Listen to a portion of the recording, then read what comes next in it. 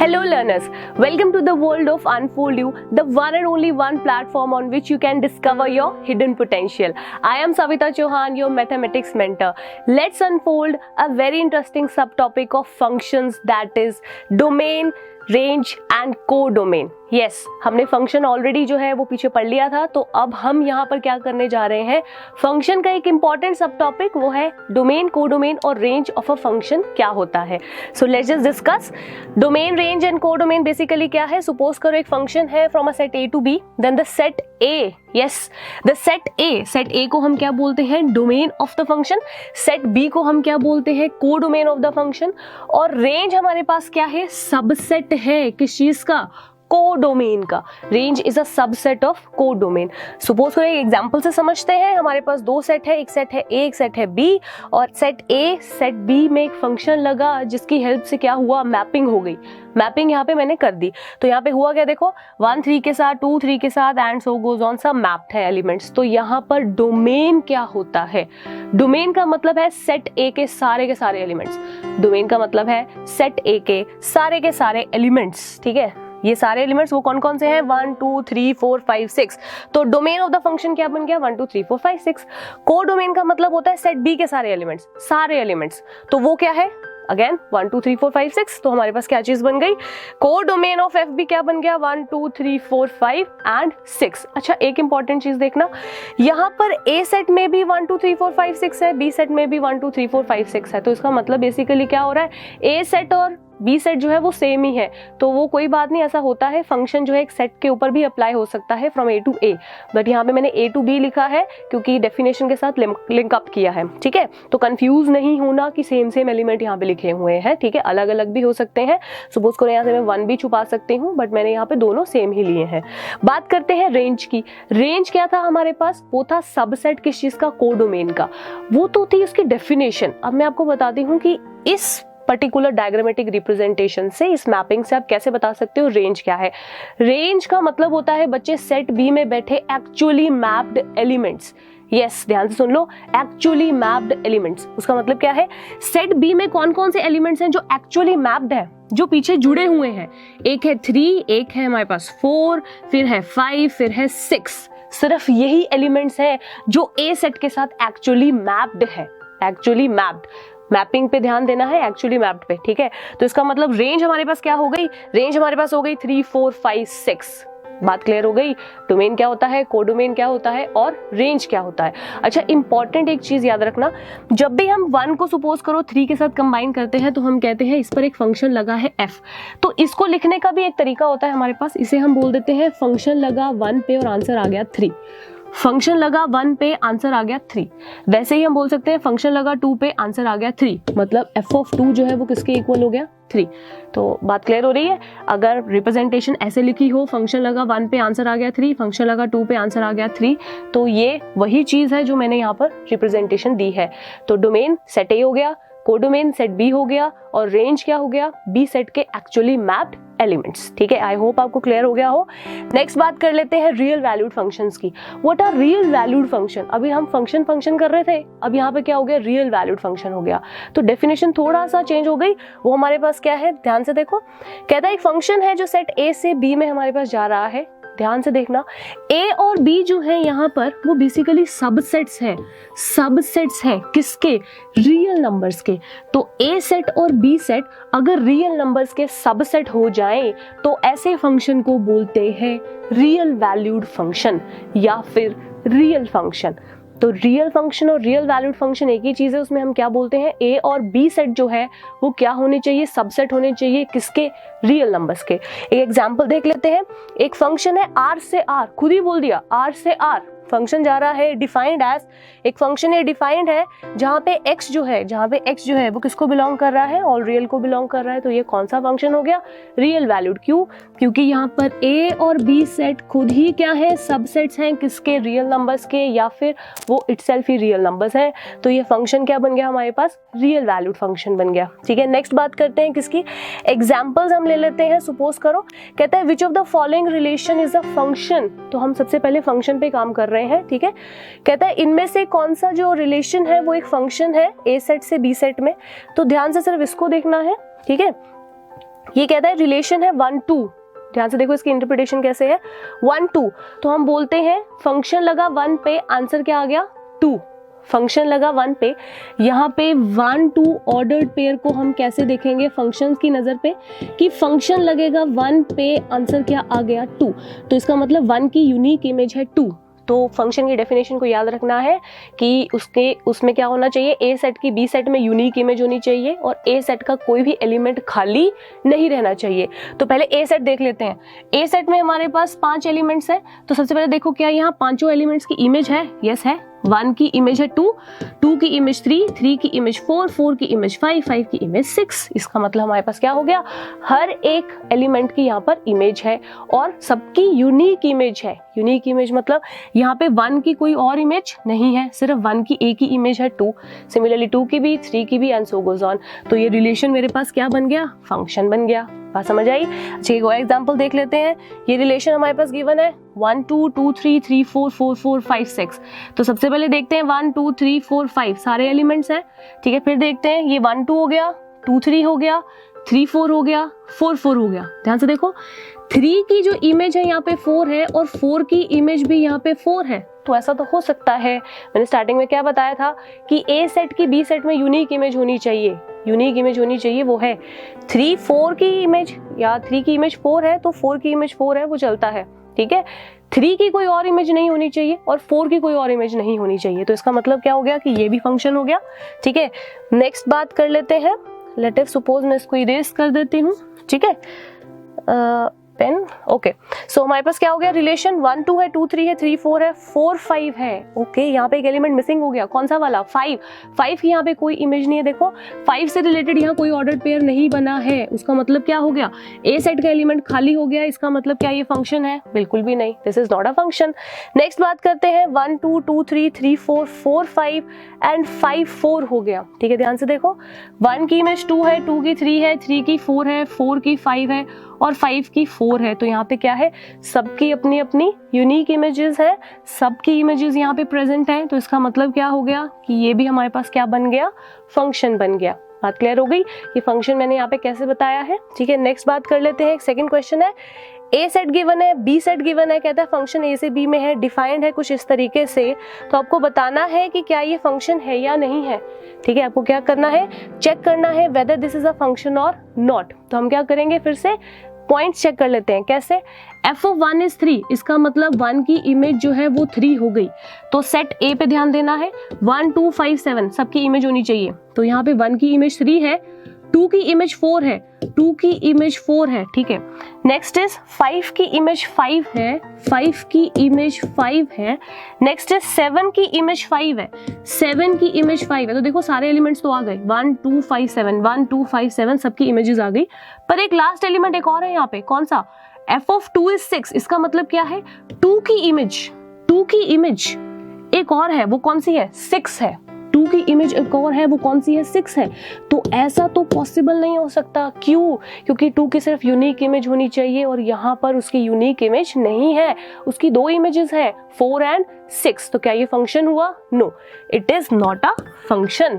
So let's move on to the next sub topic, that is equal function. Equal function हमारे पास क्या होते हैं, नाम से पता चल रहा है, जो फंक्शन इक्वल हो। तो हम कहते हैं let us suppose F and G हमारे पास क्या है, 2 फंक्शन है। तो इन इक्वल कब कहेंगे, if and only if condition हमारे पास गिवन है, दोनों की डोमेन सेम होनी चाहिए, दोनों की को डोमेन सेम होनी चाहिए और हर एक एफ एक्स जो है वो जी एक्स के इक्वल होना चाहिए if x belongs to their common domain. मतलब एक्स जो है वो बिलोंग कर रहा है किस चीज को, उनकी डोमेन को। तो 2 फंक्शन आपस में जो है वो इक्वल कब होंगे, जब वो इन पर्टिकुलर 3 कंडीशंस को सेटिस्फाई करेंगे। जो इक्वल हो जाते हैं फिर उन्हें f इक्वल्स टू जी लिखते हैं। एक एग्जांपल देख लेते हैं, सपोज ए सेट गिवन है, बी सेट गिवन है, फंक्शन गिवन है, देखो एफ एक्स गिवन है x² + 2, g गिवन है a से b में। अब ध्यान से देखना, सबसे पहला पॉइंट, दोनों की डोमेन सेम होनी चाहिए। तो f की डोमेन a सेट है तो g की भी डोमेन a सेट है, मतलब दोनों की डोमेन क्या है, सेम हो गई।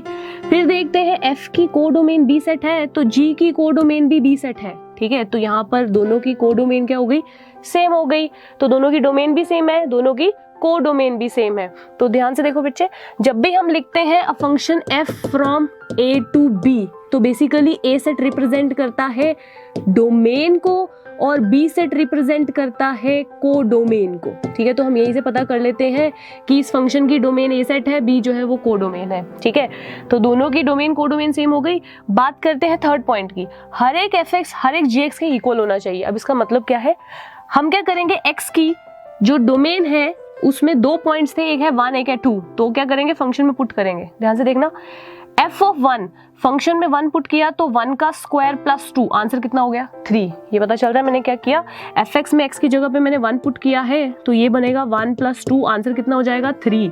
तो वैसे ही g में भी 1 पुट करो, g में 1 पुट किया तो मेरे पास क्या हो जाएगा 3 × 1 दैट इज 3। इसका मतलब f1 का आंसर भी 3 है, g1 का आंसर भी 3 है, तो दोनों आपस में क्या हो गए, इक्वल हो गए, f x is equal to g x हो गया। वैसे ही सिमिलरली f2 की वैल्यू 6 आ रही है यहाँ पे पुट करने पे और g2 की वैल्यू भी 6 आ रही है यहाँ पे पुट करने पे। तो यहाँ से हमें क्या चीज पता चल गई कि f जो है वो किसके इक्वल हो गया, g के इक्वल हो गया। तो इक्वल फंक्शन क्या होते हैं, जो इन 3 कंडीशंस को सेटिस्फाई कर जाएं, उन्हें हम क्या बोल देते हैं, इक्वल फंक्शन। ठीक है, नेक्स्ट बात करते हैं that is domain of a function की। एक फंक्शन की डोमेन निकालने के लिए कुछ पॉइंट्स को आपको याद रखना पड़ता है, एक मेथड को फॉलो करना पड़ता है। वो मेथड क्या है, ध्यान से देखो, सबसे पहले है एक्सप्रेशन अंडर इवन रूट। अगर इवन रूट हो हमारे पास, ठीक है, दैट इज स्क्वायर रूट हो, फोर्थ रूट हो, तो उसके अंदर का जो भी फंक्शन होगा वो हमेशा greater than is equal to 0 होगा, वो हमेशा greater than is equal to 0 होगा। फॉर एग्जाम्पल, अगर मैं लिखती हूँ रूट के अंदर एफ एक्स, तो मैं बोलूंगी ये जो फंक्शन है वो हमेशा greater than is equal to 0 होना चाहिए। क्यों, क्योंकि रूट के अंदर कभी नेगेटिव नहीं आ सकता। हमने स्टार्टिंग में पढ़ा है रूट के अंदर हम नेगेटिव नहीं लेकर आ सकते। ठीक है, तो रूट के अंदर जो भी फंक्शन है वो हमेशा पॉजिटिव होगा या फिर 0 होगा। नेक्स्ट बात करते हैं डिनोमिनेटर। अगर कभी भी हमारे पास कोई भी रैशनल फंक्शन आ जाए, रैशनल फंक्शन क्या था, जो px अपॉन qx फॉर्मेशन का होता है, तो उसमें डिनोमिनेटर कभी भी 0 नहीं होना चाहिए, वो हमेशा नॉन 0 होना चाहिए डोमेन के लिए। नेक्स्ट बात करते हैं, अगर एक फंक्शन गिवन है, देखो हमारे पास, लेट अस सपोज, मैं इसको इरेज करती हूँ पहले। ठीक है, तो हमारे पास क्या है, कहता है डोमेन फंक्शन का y is equal to f x given है हमारे पास, y is equal to g x हमारे पास गिवन है। इन दोनों की डोमेन हमारे पास गिवन है। डोमेन क्या है, d1 और d2। इसकी d1 डोमेन है, इसकी d2 डोमेन है। अगर हम इन दोनों को आपस में ऐड कर दें या फिर हम इन दोनों को सब्ट्रैक्ट कर दें या फिर हम इन्हें मल्टीप्लाई कर दें, तो इनकी डोमेन जो है वो हमारे पास क्या बन जाएगी, d1 इंटरसेक्शन d2। इंटरसेक्शन हमने पढ़ा है, कॉमन एलिमेंट्स होते हैं। तो अगर कभी भी एफ एक्स और जी एक्स दो फंक्शन की डोमेन गिवन है, उन्हें ऐड करना है, सब्ट्रैक्ट करना है या मल्टीप्लाई करना है, तो उनकी डोमेन का क्या हो जाएगा, इंटरसेक्शन। नेक्स्ट बात करते हैं किस चीज की, अगर function f x by ji x formation का है, डिवीजन हो रही है, क्वोशिएंट हो रहा है, तो यहाँ पे क्या होगा, दोनों की डोमेन कैसे आ जाएगी, ध्यान से सुनना। सपोज इसकी डोमेन d1 है, सपोज इसकी डोमेन d2 है, तो इन दोनों की कॉमन डोमेन क्या हो जाएगी, f x by ji x की, वो हो जाएगी d1 इंटरसेक्शन d2, एक्सेप्ट वो सारी वैल्यूज जहां पर gx जो है वो 0 नहीं होना चाहिए। तो एक ही पॉइंट पर कॉन्सेंट्रेट करो कि अगर कभी भी कोई रैशनल फंक्शन आए p अपॉन q फॉर्मेशन का, तो डिनोमिनेटर कभी भी 0 नहीं होना चाहिए। डिनोमिनेटर 0 हो गया तो वो क्या बन जाएगा, अनडिफाइंड। ठीक है, अनडिफाइंड हो जाएगा वो। तो ये पर्टिकुलर 4 पॉइंट्स आपको याद रखने हैं जब भी डोमेन निकालना है। So let's have a look at the example देख लेते हैं। सपोज करो हमारे पास एक फंक्शन गिवन है x² + 4/x-2। ये क्या है, एक रैशनल है p अपॉन q फॉर्मेशन का। तो हम यहाँ पे क्या बोलेंगे, इसकी डोमेन कैसे निकालनी है। डोमेन निकालने के लिए आपको सिर्फ एक ही चीज पे ध्यान देना है, वो क्या है, x। याद रखो x जो है वो बेसिकली हमारे पास डोमेन के जैसे एग्जिस्ट करता है और y जो है उसे हम बोलते हैं रेंज। तो जब भी डोमेन निकालनी है तो सिर्फ x पे कॉन्सेंट्रेट करना है कि x में तुम क्या क्या डाल सकते हो। ठीक है, क्या क्या डाल सकते हो का मतलब कौन सा नंबर डाल सकते हो, नेचुरल, रियल या फिर क्या डाल सकते हो। तो सपोज करो अगर ये फंक्शन था, तो हमने पीछे पढ़ा है कि अगर कभी भी कोई p/q फॉर्मेशन फंक्शन हो तो डिनोमिनेटर 0 नहीं होना चाहिए। डिनोमिनेटर 0 नहीं होना चाहिए। तो ध्यान से देखो, ये जो फंक्शन है उसका डिनोमिनेटर 0 कब होगा, तो मैं यहाँ पे बना के देख लेती हूँ। x-2 0 कब हो सकता है, जब x2 के इक्वल हो जाए। इसका मतलब क्या होगा कि इस पूरे के पूरे फंक्शन में सिर्फ एक नंबर 2 नहीं डाल सकते। 2 नहीं डाल सकते, बाकी सब कुछ यहाँ डाल सकते हैं। तो उसका मतलब क्या हो गया कि इस फंक्शन की डोमेन मेरे पास क्या बन गई, डोमेन को हम डोमेन भी लिख देते हैं या फिर DF ऐसे भी लिख देते हैं, ठीक है, एक ही बात है। तो इस फंक्शन की डोमेन क्या हो गई, ऑल रियल इसमें डाला जा सकता है, ऑल रियल, सारा का सारा रियल इसमें डाला जा सकता है x की जगह पे सिर्फ एक पॉइंट को छोड़ के। वो एक पॉइंट कौन सा था, 2, तो मैं इसको लिख दूंगी एक्सेप्ट 2, ठीक है, बात क्लियर हो रही है। मैंने क्या लिखा, ऑल रियल एक्सेप्ट 2। अच्छा, इसकी जगह पर हम लिख सकते थे ऑल रियल माइनस ऑफ 2, ऐसे लिखो एक ही बात है। तो क्लियर हो गया कि मैंने डोमेन कैसे निकाली। एक और एग्जांपल देख लेते हैं। कहता है सपोज करो हमारे पास डोमेन निकालनी है फंक्शन की रूट x माइनस 1। सबसे पहला पॉइंट था डोमेन का, क्या था कि अगर कभी भी कोई भी इवन रूट हो, स्क्वायर रूट है यहाँ पे, तो उसके अंदर का जो फंक्शन है वो हमेशा क्या होना चाहिए, greater than is equal to 0 होना चाहिए। तो मैं उसी को लेके चलती हूँ। इसके जो अंदर फंक्शन है वो क्या है, x माइनस 1 है, तो वो greater than is equal to 0 होना चाहिए। उसका मतलब ये बन गया, क्या ये बन गया, x minus 1 greater than is equal to 0। 1 को मैंने यहाँ से उठाकर यहाँ भेजा तो x क्या हो गया, greater than is equal to 1। उसका मतलब क्या है, या तो इसकी वैल्यू 1 हो सकती है या 1 से ज्यादा भी हो सकती है। तो यहाँ पर हमारे पास क्या बन रहा है, एक इंटरवल बन रहा है। इंटरवल कौन सी फॉर्मेशन का, ध्यान से देखो, ये बन रहा है x बिलोंग्स टू 1 से शुरू करेंगे क्लोज्ड इंटरवल। क्लोज्ड इंटरवल क्यों, क्योंकि ये इंक्लूड कर रहा है और कहां तक जाना है, इंफिनिटी तक जाना है। तो हमने क्या बोला, 1 से लेकर इंफिनिटी तक की सारी x की वैल्यूज इसमें डाली जा सकती हैं। तो डोमेन क्या बन गया इसका, डोमेन ऑफ द फंक्शन हमारे पास बन गया 1 से इंफिनिटी। 1 पे हमने क्या लगाया, क्लोज इंटरवल, क्योंकि 1 को इंक्लूड कर सकते थे। इंफिनिटी पे कौन सा इंटरवल, ओपन इंटरवल, क्योंकि इंफिनिटी क्या है हमारे पास, एक डिफाइंड एक पर्टिकुलर टर्म नहीं है, it is just a symbol, तो उस पे ओपन इंटरवल, ठीक है। तो डोमेन बन गई 1 से इंफिनिटी। सो आई होप आपको ये क्लियर हो गया हो। तो आपको क्या करना है, बहुत सारे क्वेश्चंस इस पे प्रैक्टिस करने हैं जो आपको अनफोल्ड यू की वेबसाइट पे भी मिलेंगे, वहां जाओ, उनको प्रैक्टिस करो और उनके अगर कोई भी डाउट्स है तो डाउट सेक्शन में जाके डाउट्स भी ले लो, ठीक है। So let's move on to the next example. हमारे पास क्या है, find the domain of fx is equal to root x square minus 9। बिल्कुल पीछे जैसा ही है, बस वहां क्या था, लीनियर फंक्शन अंदर था, यहाँ पे क्वाड्रेटिक है। तो फिर से वही चीज है, रूट के अंदर कोई भी फंक्शन आएगा एक्स स्क्वायर माइनस 9, वो greater than is equal to 0 हो जाएगा। इसको यहाँ से वहां भेजते हैं तो एक्स स्क्वायर क्या हो जाएगा, greater than is equal to 9 हो जाएगा। और इसे हम क्या बोल सकते हैं, ध्यान से देखो, ये बचे हमारे पास X square greater than is equal to A square formation का है, x square greater than is equal to A square. तो जब हम लीनियर इनइक्वालिटी का कॉन्सेप्ट करते हैं तो बेसिक वहां से एक रिजल्ट उठाकर मैं यहाँ पे बता रही हूँ आपको। अगर कभी भी x square greater than is equal to A square आ जाए तो उसका मतलब होता है कि x की वैल्यू लाई कर रही है माइनस a से a के विदिन। यहाँ पर एक स्पेशल रिजल्ट का मैंने यूज किया है, ठीक है। वो रिजल्ट मेरे पास क्या है कि अगर कभी भी x square greater than is equal to A square formation हो, यहाँ पे 9 जो है उसको 3 का स्क्वायर लिख सकते हैं, तो अगर कभी भी ये फॉर्मेशन हो तो x की वैल्यू माइनस a से a के विदिन लाई कर जाती है। तो इसी चीज को देखते हुए मैं इसको सॉल्व करती हूँ जरा। X square greater than is equal to 9 को लिख सकते हैं 3 का स्क्वायर, तो उसका मतलब है हम इसको कैसे लिख सकते हैं, minus 3 less than is equal to x less than is equal to 3। क्या मैं इस चीज को ऐसे लिख सकती हूँ, ठीक है। देखो मैंने इसी रिजल्ट को यहाँ पे इम्प्लाई किया है, एक ही जगह पे मैंने क्या पुट किया है, 3 पुट किया है, ठीक है। तो हम कहते हैं जब भी ये रिजल्ट हो तो ये चीज होल्ड करती है। तो इसको सॉल्व करने के लिए मैंने ये रिजल्ट यहाँ पर होल्ड करवा दिया। तो यहाँ पे हुआ क्या, x जो है वो -3 से 3 के विदिन लाई कर रहा है, ये दोनों पॉइंट इंक्लूडेड हैं, तो ये कौन सा इंटरवल बन गया हमारे पास, क्लोज्ड इंटरवल। तो हम इसको कैसे लिख सकते हैं, x बिलोंग कर रहा है -3 से +3, तो डोमेन ऑफ द फंक्शन मेरे पास क्या हो गया, -3 से 3, मतलब x की सिर्फ -3 से 3 तक की वैल्यूज ही इस फंक्शन में पुट की जा सकती है और कोई वैल्यूज फंक्शन में पुट नहीं की जा सकती, ठीक है।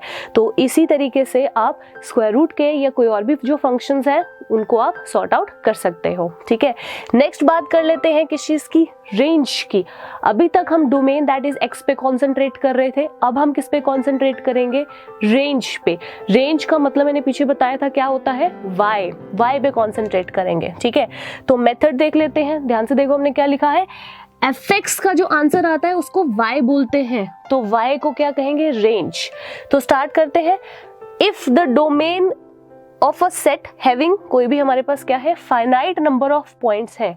ठीक है, कोई भी फाइनाइट नंबर ऑफ पॉइंट्स है अगर डोमेन में, तो बेसिक क्या होगा, रेंज क्या बन जाएगा हमारे पास, वो कॉरेस्पॉन्ड कर जाएगा, या वो क्या बोलेगा, it is the set of corresponding fx values. उसका मतलब क्या है कि अगर हम बोलते हैं y is equal to f of x, तो x की जो जो भी वैल्यूज तुम यहाँ डालोगे तो वो क्या बन जाएगा, y का आंसर, और y को हम क्या बोल देंगे, रेंज बोल देंगे। Let us suppose second point के बारे में बात करते हैं, if the domain of y is equal to fx is all real, अगर डोमेन जो है वो ऑल रियल है, या फिर real except some finite points है, या फिर कोई इनफाइनाइट इंटरवल है, तो हम क्या करेंगे, x को एक्सप्रेस करेंगे इन टर्म्स ऑफ y। ठीक है, मैं आपको एग्जांपल की हेल्प से भी इस चीज को समझा दूंगी कि यहाँ पे मैंने क्या लिखा है, बट अभी के लिए देख लो कि यहाँ पे क्या है, x को क्या करना है, आपको रिप्रेजेंट कर देना है in the formation of y। Next क्या कहता है, from this find the y for x, आपको क्या करना है, इसी चीज से y की वैल्यू आपको निकालनी है। y क्या था हमारे पास, रेंज था। ठीक है, नेक्स्ट बात कर लेते हैं किस चीज की, अगर fx जो है वो क्या है, it is not an infinite interval. If fx is not an infinite interval, then find the least and the greatest value of f of x। को क्या करना है, इसकी लीस्ट और ग्रेटेस्ट वैल्यू निकाल लेनी है। सपोज करो इसी सारी चीज को मैं आपको एक एग्जांपल से समझाती हूँ। कहता है find the range of the following. सबसे पहला हमारे पास गिवन है fx is equal to x square. fx किसके इक्वल गिवन है, एक्स स्क्वायर के इक्वल गिवन है, और fx जो है वो किसके इक्वल गिवन है, x के इक्वल। तो स्टार्ट करते हैं फर्स्ट के साथ, फर्स्ट वाले को पहले सॉल्व करते हैं। हमारे पास fx जो है वो गिवन है एक्स स्क्वायर के इक्वल। fx को हम कैसे लिखा करते थे, y की तरह तरीके से लिखा करते थे, तो यहाँ पर y जो है वो क्या हो जाएगा, एक्स स्क्वायर के इक्वल हो जाएगा। तो हमें क्या करना है, x को हमें एक्सप्रेस करना है इन टर्म्स ऑफ y। मतलब अभी मैंने लिखा y is equal to x square, मुझे x is equal to formation बनानी है, तो हम क्या करेंगे, इस स्क्वायर को उठाकर यहाँ से यहाँ पे लेके जाएंगे, तो यहाँ पर ये क्या हो जाएगा, x is nothing but is equals to, ये मेरे पास क्या चीज बन जाएगी, ये मेरे पास बन जाएगा रूट ऑफ y। ये मेरे पास क्या बन जाएगा, रूट ऑफ y। तो यहाँ पर हम क्या चीज बोल देंगे, ध्यान से देखो, हम बोलेंगे यहाँ पे y की कौन कौन सी वैल्यूज आ सकती हैं, y की यहाँ पे कौन कौन सी वैल्यूज आ सकती हैं। अच्छा, एक चीज जरूर याद रखेंगे, जब हम स्क्वायर को यहाँ से यहाँ पे उठा के भेजते हैं तो हम बोल देते हैं यहाँ पे प्लस माइनस साइन आएगा, यहाँ पे प्लस माइनस साइन हमारे पास आएगा, बट मैंने अभी यहाँ नहीं लिखा क्योंकि मैं सिर्फ y पे कॉन्सेंट्रेट कर रही हूँ कि मुझे y की कौन कौन सी वैल्यूज चाहिए। तो हमने क्या चीज पढ़ी थी डोमेन में कि रूट के अंदर का कोई भी जो फंक्शन है वो हमेशा greater than is equal to 0 होना चाहिए। तो उसी चीज को मैं यहाँ पर भी कंटिन्यू कर रही हूँ। वो क्या कंटिन्यू कर रहे हैं हम, कि यहाँ पर y की कौन कौन सी वैल्यूज हमारे पास आएंगी। ध्यान से देख लो, यहाँ पर y की कौन कौन सी वैल्यूज आ जाएंगी, जो greater than is equal to 0 होगा, क्योंकि रूट के अंदर कोई भी फंक्शन कभी भी नेगेटिव नहीं होना चाहिए। उसका मतलब y जो है वो किसको बिलोंग कर रहा है, 0 से इंफिनिटी को बिलोंग कर रहा है। 0 से इंफिनिटी मतलब all real positive numbers, all real positive numbers. तो हमारे पास रेंज क्या बन गई, रेंज को हम लिखते हैं RF, वो हमारे पास क्या बन गया, वो बिलोंग कर गया किस चीज को, 0 से इंफिनिटी को। बेसिक हम इसे बिलोंग्स टू ने इक्वालिटी डाल के लिख देते हैं। ठीक है, तो यहाँ पर हमारे पास क्या हो गया, रेंज आ गई 0 से इंफिनिटी। तो आपको समझ आया मैंने यहाँ पे क्या किया है, सिर्फ y पे कॉन्सेंट्रेट करना है, x को y की टर्म्स में एक्सप्रेस करके सिर्फ y की वैल्यूज देखनी है जैसे डोमेन देखा था। फिर बात करते हैं सेकंड की। सेकंड हमारे पास क्या गिवन है, fx की वैल्यू x के इक्वल गिवन है, fx को हम y भी लिख सकते हैं, तो y is equal to fx हो गया। पर मुझे x को एक्सप्रेस करना है y की टर्म्स में, तो मैं x is equal to y लिख देती हूँ। अब मैं ये बोलूंगी कि मैं यहाँ y की कौन कौन सी वैल्यू पुट कर सकती हूँ, y की कौन कौन सी वैल्यू, देखो इस पे रूट नहीं है, ये नीचे नहीं है या डिनोमिनेटर में नहीं है, तो यहाँ पे y क्या क्या पुट हो सकता है, यहाँ पे तो y बहुत कुछ पुट हो सकता है। इसका मतलब बहुत कुछ का मतलब क्या होता है, ऑल रियल। इसका मतलब यहाँ पे रेंज मेरे पास क्या हो गई फंक्शन की, that is nothing but all real. So range of this function is all real. तो हमें देख लो फिर से क्या करना है, जब भी आपको रेंज निकालनी है तो आपको सिर्फ एक ही चीज पे कॉन्सेंट्रेट करना है, y, what will be the possible values of the y for the given function. ठीक है, आई होप आपको क्लियर हो गया हो। अगर क्लियर नहीं हुआ है तो फिर से वही चीज़ आपको क्या करना है, हमारी अनफोल्ड यू की वेबसाइट पर जाके वहाँ पे क्वेश्चंस जो हैं, प्रॉब्लम्स जो है उनको सॉर्ट आउट करना है, और अगर कोई डाउट है तो आपको क्या करना है, डाउट सेक्शन पे जाके उनको क्लियर आउट कर लेना है। ठीक है, नेक्स्ट बात कर लेते हैं किस चीज़ की, अलजेब्रा ऑफ रियल फंक्शंस की। अलजेब्रा ऑफ रियल फंक्शंस में बेसिक हम बात करेंगे किस चीज़ की, एडिशन की, मल्टीप्लिकेशन की, डिवीजन की या फिर सब्ट्रैक्शन की। मतलब अगर कोई भी दो फंक्शन हमारे पास गिवन होंगे तो उनके बीच में एडिशन, मल्टीप्लिकेशन, सब्ट्रैक्शन या मल्टीप्लिकेशन बाय स्केलर क्वांटिटी हो सकता है। So let us suppose start करते हैं addition of two real function से। हमारे पास क्या है, दो फंक्शन गिवन है f और g, हमें उन दोनों को ऐड करना है। तो ध्यान से देखो कैसे ऐड किया है, फंक्शन देखो हमने कैसे लगाया है, f ये था, g ये था, तो फंक्शन हमारे पास बन गया f प्लस g जो x से r में चला गया, क्योंकि ये भी x से r पे जा रहा था, ये भी x से r पे जा रहा था, तो इसकी एडिशन भी x से r पे चली जाएगी। तो फंक्शन को हम कैसे रिप्रेजेंट करेंगे, इस तरीके से रिप्रेजेंट करेंगे। तो देखो बेसिकली हो क्या रहा है, एडिशन हो रही है इन दोनों के बीच में। बहुत जनरल सा कॉन्सेप्ट है। सपोज करो fx ये गिवन था, gx ये गिवन था, हमें बोला गया है क्या करना है, fx प्लस gx करना है, एडिशन करनी है। हम क्या करेंगे, fx को उठाएंगे, gx को उठाएंगे, दोनों को आपस में क्या कर देंगे, ऐड कर देंगे। देखो क्या किया है, x प्लस 2, 3x प्लस 4 दोनों को ऐड कर दिया, दैट इज 4x प्लस 6। बात समझ आ गई, इजी कॉन्सेप्ट है। जैसे एडिशन किया वैसे ही हमारे पास है सब्ट्रैक्शन। उसमें क्या है, देखो बीच में सिंबल आ गया है माइनस का, पहले की चीज का सिंबल था एडिशन का, तो बीच में यहाँ पर भी हमारे पास क्या चीज हो गई, माइनस। एक एग्जाम्पल देख लो इसका भी, सपोज ये फंक्शन fx है, ये फंक्शन gx है, सब्ट्रैक्शन करनी है तो वो क्या होगा, fx में से gx को माइनस कर दो तो 3x minus 12 minus 2x minus 4, subtract किया तो हमारे पास कितना बन गया, x माइनस 16। इजी कॉन्सेप्ट है। वैसे ही बात करते हैं multiplication of two real function की। जैसे पहले एडिशन सब्ट्रैक्शन, अब मल्टीप्लिकेशन आ गया। देखो वही कॉन्सेप्ट है, f into g of x is equal to f x into g x. अच्छा इंपॉर्टेंट बात क्या है, इस चीज को हम पॉइंट वाइज मल्टीप्लिकेशन भी बोलते हैं। मल्टीप्लिकेशन तो बोलेंगे ही बोलेंगे, पॉइंट वाइज मल्टीप्लिकेशन भी बोलेंगे। फिर बात करते हैं एग्जाम्पल की, एफ एक्स गिवन है, जी एक्स गिवन है, दोनों को मल्टीप्लाई करना है तो हमारे पास क्या हो जाएगा, 3x को 2x प्लस 1 से मल्टीप्लाई किया, कितना बन गया, 6x square plus of 3x हो गया। तो ये हमारे पास आंसर आ गया। ठीक है, फिर बात करते हैं नेक्स्ट कॉन्सेप्ट की। नेक्स्ट हमारे पास क्या हो गया, कोशेंट ऑफ रियल फंक्शन आ गया।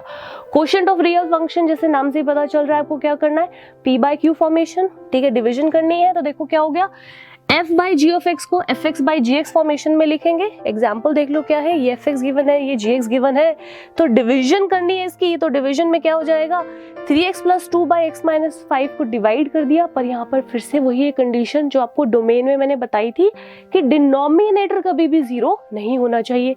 इसका मतलब यहाँ पे x की वैल्यू 5 नहीं हो सकती, ये कंडीशन हमने इसके ऊपर डाली है। ठीक है, तो आई होप आपको अलजेब्रा जो है वो क्लियर हो गया होगा, डोमेन एंड रेंज जो है फंक्शन का वो क्लियर हो गया होगा कि कैसे आपको डोमेन निकालनी है, कैसे आपको रेंज निकालनी है। ठीक है बच्चे, so that's all for today. Keep learning, keep sharing, signing off.